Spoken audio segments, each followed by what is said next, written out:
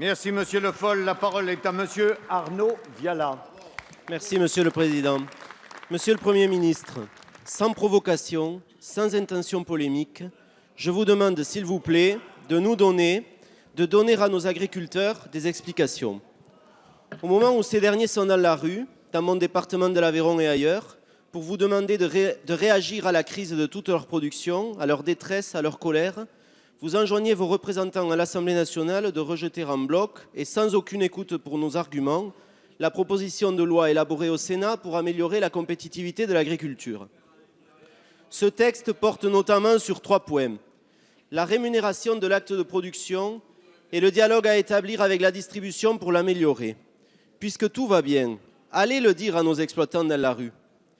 La diminution des charges sociales, contrairement à ce que dit Monsieur le ministre de l'Agriculture.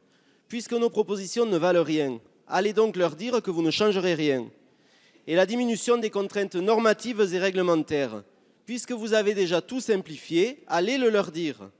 Au bout de bientôt 4 ans aux responsabilités, vous ne pouvez plus rejeter sur d'autres votre incapacité à prendre les bonnes orientations. À 1 an et demi de votre bilan, vous ne pouvez plus continuer à faire des promesses et des incantations tout en rejetant systématiquement toutes nos propositions. Les agriculteurs de France veulent des actes.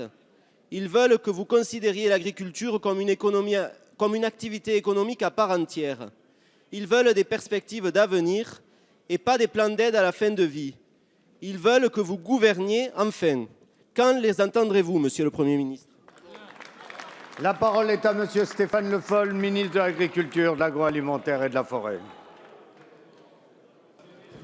Monsieur le Président, Monsieur le député, je connais bien votre département, Monsieur le député, département de l'Aveyron. Vous avez évoqué un certain nombre de questions. Vous dites que ce qui est proposé aujourd'hui résoudrait les problèmes.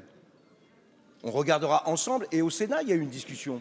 Et sur un certain nombre de sujets, il y a eu des accords.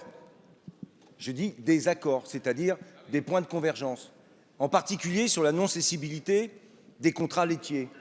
Sur la question évoquée, tout à fait, sur la question des baisses des charges. Sauf que, je vous le rappelle, dans le droit européen aujourd'hui, toute baisse de charges ciblée uniquement sur une production ou un secteur ne peut pas être validée à l'échelle européenne.